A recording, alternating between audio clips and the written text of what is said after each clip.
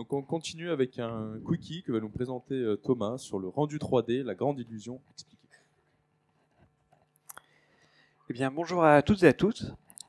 Sur cette petite pause de midi, je voudrais vous parler de magie. Je voudrais vous parler de magie, mais pas d'un n'importe quelle magie. Je voudrais vous parler la magie de la 3D. C'est une magie qui permet d'ouvrir des fenêtres vers des mondes où vivent des dragons. C'est une magie qui, en quelques semaines, peut-être en quelques mois, d'imaginer des villes virtuelles pour demain peut-être les concrétiser dans la réalité.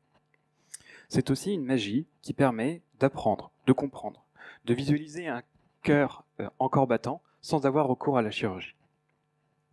Mais comme toutes les magies, cette dernière est basée sur une illusion, une interprétation erronée de données sensorielles qui donne ce sentiment de réalité.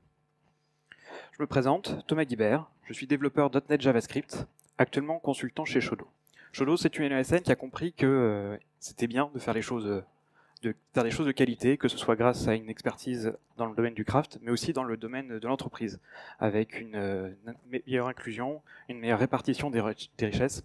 J'aimerais beaucoup vous parler davantage de Shodo, mais il n'y a que 15 minutes, donc je vous invite à aller voir notre médium, où on présente un peu notre modèle plus spécifiquement que ce que je viens de vous dire en 2-3 mots.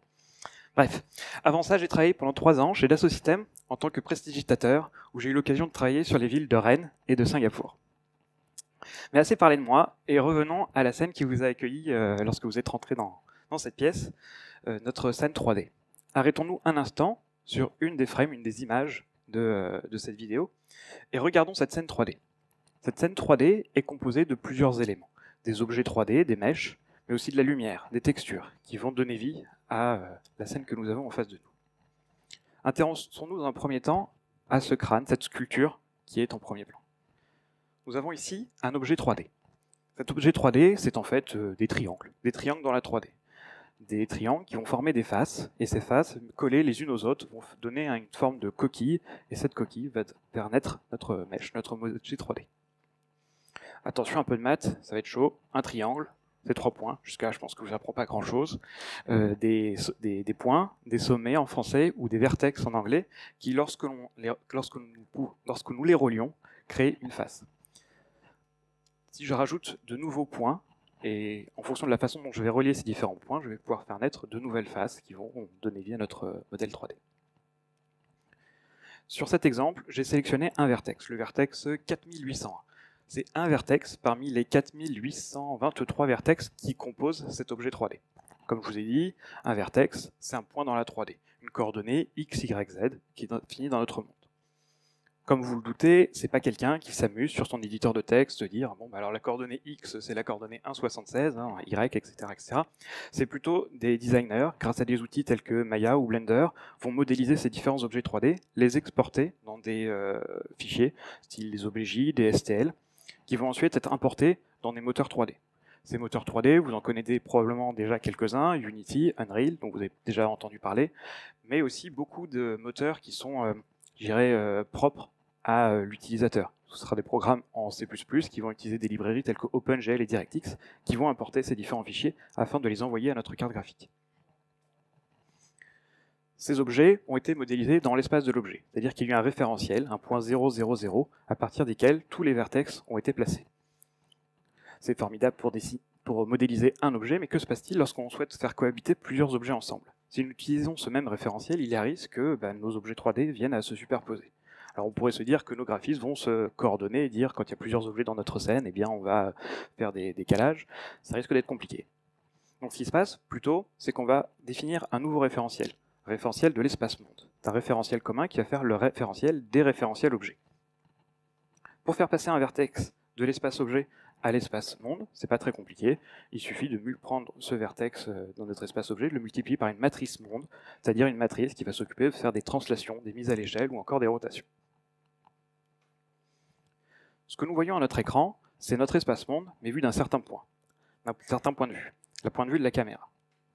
Cette caméra, là, ce qu'on va vouloir faire, c'est projeter ce qui est vu de l'espace-monde dans l'espace de la caméra.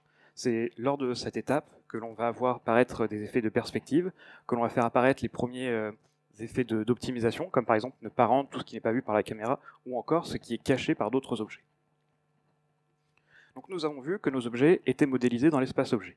que pour les faire cohabiter, nos objets 3D étaient modélisés dans l'espace objet, que pour les faire cohabiter ensemble, il fallait les transposer dans l'espace monde, que cet espace monde était projeté dans l'espace de la caméra.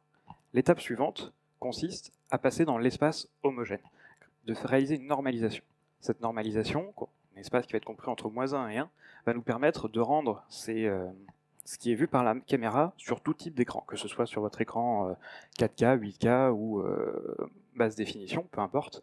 Grâce à cette normalisation, nous allons pouvoir garder les proportions. Jusque-là, nous sommes toujours dans le monde de la 3D. Ce que nous voulons voir, nous, c'est passer dans le monde de la 2D, le monde de notre écran, le référentiel 2D, celui de notre écran. Cette étape s'appelle la rasterisation. La rasterisation, qu'est-ce que c'est exactement? La rasterisation, ça consiste à discrétiser une image.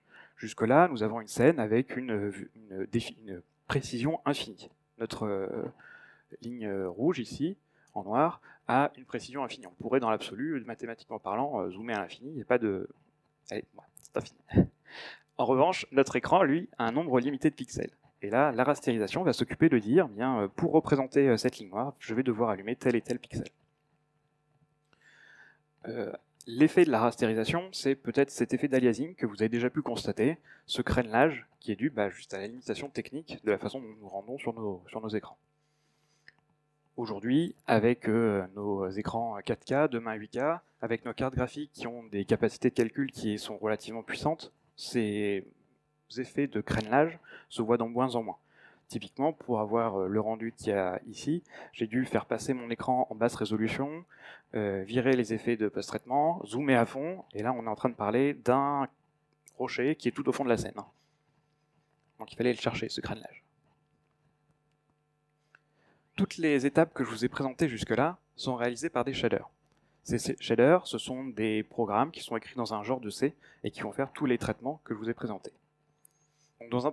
Et ces shaders vont être traités sur notre carte graphique en parallèle sur nos différents cœurs de notre GPU.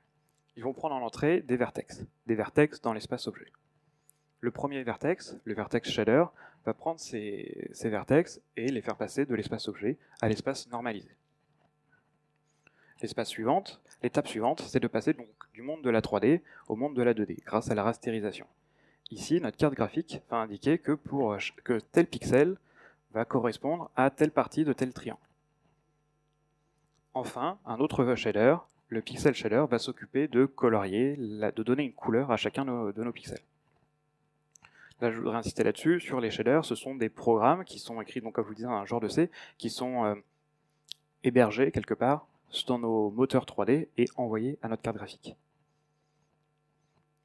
Donc jusque-là, c'est cool, nous avons une scène 3D avec des objets qui évoluent dans la 3D. Alors ils ne sont pas texturés, et ils ne sont même pas encore illuminés, mais on a des objets qui peuvent cohabiter ensemble dans le monde de la 3D. Jusqu'ici, je vous ai dit qu'un vertex, c'était un point dans la 3D. C'est vrai, mais c'est très loin d'être complet. En réalité, un vertex, il faut plutôt voir ça comme étant un buffer qui va contenir, certes, un point dans la 3D, c'est son essence, mais va contenir plein d'autres informations. On va pouvoir lui attacher plein d'autres informations, telles que un vecteur de normal, de tangent, de binormal ou de texture de coordonnées. Tout plein d'informations qui vont permettre à nos différents vecteurs de shader de réaliser des calculs pour gérer différents types de rendus. Comment cela se passe-t-il un peu plus concrètement? Eh bien, nous avons un vertex qui a donc, comme je vous disais, une coordonnée dans la 3D et auquel on va pouvoir indiquer que le vertex 1 va avoir une couleur verte et le vertex 2 une couleur rouge. Mais que se passe-t-il pour les pixels qui sont entre le pixel qui représente le vertex 1 et le pixel qui correspond au vertex 2? Eh bien, notre carte graphique va s'occuper de faire une interpolation, c'est-à-dire qu'elle va prendre un petit peu des couleurs du vertex 1 et les mélanger avec les couleurs du vertex 2 pour indiquer que le pixel qui est entre les deux sera jaune. Très bien, nous avons vu comment attacher une couleur à nos vertex, afin de colorer nos différents modèles 3D. On peut attacher donc des couleurs, mais on peut aussi, et la plupart du temps même, attacher des coordonnées de texture. Ces textures, ce sont des images qui sont faites sous GIMP, sous Photoshop par exemple, par différents artistes, qui vont toujours de la même façon être chargées dans notre programme 3D et envoyer notre carte graphique, mis en mémoire de notre carte graphique. Et ici, on va pouvoir dire que notre modèle, notre triangle, va prendre des coordonnées sur cette texture. Donc, par exemple, que notre vertex 1 aura comme coordonnée de texture 0,0 et notre vertex 2 comme coordonnée de texture 0,5, 0,75. toujours pareil, par effet grâce à l'interpolation de notre carte graphique, on va pouvoir appliquer notre texture sur notre modèle 3D. Donc c'est cool, maintenant on a des objets qui peuvent cohabiter des objets 3D qui peuvent cohabiter ensemble dans la scène, qui sont texturés, mais on n'a toujours pas de lumière. Ce qu'on souhaiterait, c'est illuminer notre scène de façon à finalement voir nos objets dans la scène. Cette scène-là, actuellement, elle n'est pas terminée. On a certes la lumière, mais il manque encore plein d'effets de post-traitement et tout ça que nous ne verrons pas dans cette présentation. Mais voyons, dans le premier temps, la lumière. Comment se passe la lumière? La lumière a plusieurs composants. Il y a la lumière ambiante, qui est quelque part la lumière de l'objet dans le noir. On va dire qu'il n'y a pas de noir absolu. Il y a toujours une lumière qui est indirecte, comme la lune, les étoiles de nuit, qui vont donner cette couleur un peu sombre à nos objets. On va dire donc que c'est un peu une lumière ambiante qui n'est pas directionnelle, qui va donner un côté assez... la couleur de base de notre objet, je dirais. Le deuxième composant de notre lumière, c'est la lumière diffuse. C'est-à-dire que pour calculer cette lumière diffuse, on va attacher un vecteur de normal à chacun de nos vertex. Ce vertex normal, ça va être un vecteur qui va être perpendiculaire à la face qui compose notre triangle avec nos vertex. C'est pas clair du tout ce que je raconte. On va attacher un vertex de normal, donc un vertex perpendiculaire à la face de notre objet sur chacun des vecteurs de normal sur chacun des vertex. Si ce vecteur de normal va dans le même sens que la direction de la lumière, alors on va considérer que notre face est en train de tourner le dos à notre lumière, et on aura donc une face sombre, comme nous avons à gauche sur notre cube. En revanche, si les deux vecteurs se font face à face, dans ces cas-là, notre face est illuminée. Là. Le troisième composant d'une lumière, c'est ce point blanc, la spécularité, qui, pour le calculer, on va rajouter de nouveau un nouveau vecteur à chacun de nos vertex, un vecteur de réflexion. En prenant en compte ce vecteur de réflexion ainsi que le point de vue de la caméra, on va pouvoir calculer un point plus ou moins blanc. Là-dessus, ça va nous permettre, sur typiquement une table en bois comme celle-ci, avoir un point blanc, une réflexion qui sera un point blanc beaucoup plus diffus. Tandis que sur une matière, par exemple, plutôt métallique, on aura un point blanc beaucoup plus prononcé. Enfin, en combinant tous ces composants de lumière, nous arrivons au résultat de la lumière finale. Tout ce que je vous ai présenté là, ce sont des calculs qui sont réalisés sur notre pixel shader. Donc c'est cool, nous avons vu que en prenant des textures, en l'appliquant sur notre objet 3D et en appliquant des lumières, nous pouvons avoir des rendus de matériaux tels que nous avons ici un effet rocheux. Je vous ai dit que, par exemple, pour attacher des couleurs pour colorer nos modèles 3D, on pouvait attacher des couleurs à chacun de nos vertex. Dans la pratique, on va plutôt utiliser des textures. Comme nous avons ici, je vous ai parlé de la diffuse, qui était la lumière, on va dire, plutôt dans le noir. Donc on ne va pas s'amuser à dire que chaque vertex doit prendre telle couleur un peu marron, gris, machin. On va plutôt demander à des graphistes de nous créer une image à plat de notre modèle 3D, de la colorier, afin de l'appliquer par la suite sur notre modèle. L'avantage de ces textures, c'est qu'elles facilitent l'industrialisation en faisant simplement un dessin qu'on va appliquer. L'inconvénient, c'est qu'aujourd'hui, ces textures vont peser 4K, 8K, avoir une certaine précision, et vont demander à nos cartes graphiques d'avoir une mémoire RAM beaucoup plus importante. C'est pour ça qu'aujourd'hui, on a des jeux qui font plusieurs gigas et qu'on a besoin d'avoir des cartes graphiques qui sont relativement puissantes avec beaucoup de mémoire RAM. En plus des images de texture, de pouvoir stocker des couleurs sur nos images, on va aussi pouvoir stocker des vecteurs. Ici, des vecteurs de normal. En effet, une couleur, c'est 3 canaux RGB, un vecteur, c'est 3 canaux X, Y, Z. On peut donc encoder un vecteur en image. De la même façon, ça nous évitera de spécifier à chaque fois pour chaque vecteur, sur chaque vertex, quel est son vecteur de normal. On pourra passer simplement par cette image. Donc, comme nous avons vu, notre programme 3D envoie à notre carte graphique des données, des modèles, des vertex dans l'espace objet, et va les transformer de cet espace objet à cet espace homogène. Jusque-là, nous sommes toujours dans le monde de la 3D. C'est le vertex shader qui va s'occuper de faire ces transformations-là. Notre carte graphique, ensuite, va s'occuper de faire une rasterisation, c'est-à-dire une mise à plat de ce qui est vu par notre caméra. Enfin, le pixel shader, grâce aux différents assets que nous envoie notre programme, va pouvoir colorer chacun des pixels à notre écran. le résultat de ces différentes étapes nous donne l'image sur laquelle nous avons travaillé depuis le début.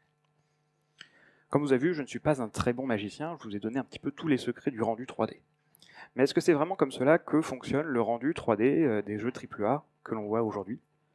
Aujourd'hui, lorsqu'on va au cinéma, il est de plus en plus difficile de décerner qu'est-ce qui a vraiment été filmé, de sont les éléments de rendu 3D. Est-ce que c'est vraiment comme cela que fonctionne le photoréalisme ? Je vous laisse ici donc un lien, ce QR code pour retrouver la présentation, ainsi que ici quelques références si vous voulez continuer l'analyse du rendu 3D. Enfin, quelques sources qui m'ont permis de réaliser cette courte présentation. Et enfin, une animation qui vous présente les différentes passes de rendu pour arriver au résultat de notre set final. Merci pour votre attention.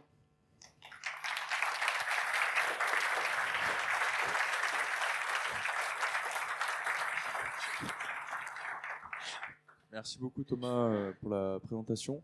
Par contre, on va pas avoir assez de temps pour les questions. Donc je vous invite, si vous avez des questions, à aller voir directement Thomas en sortie de ça. Merci encore Thomas pour la présentation.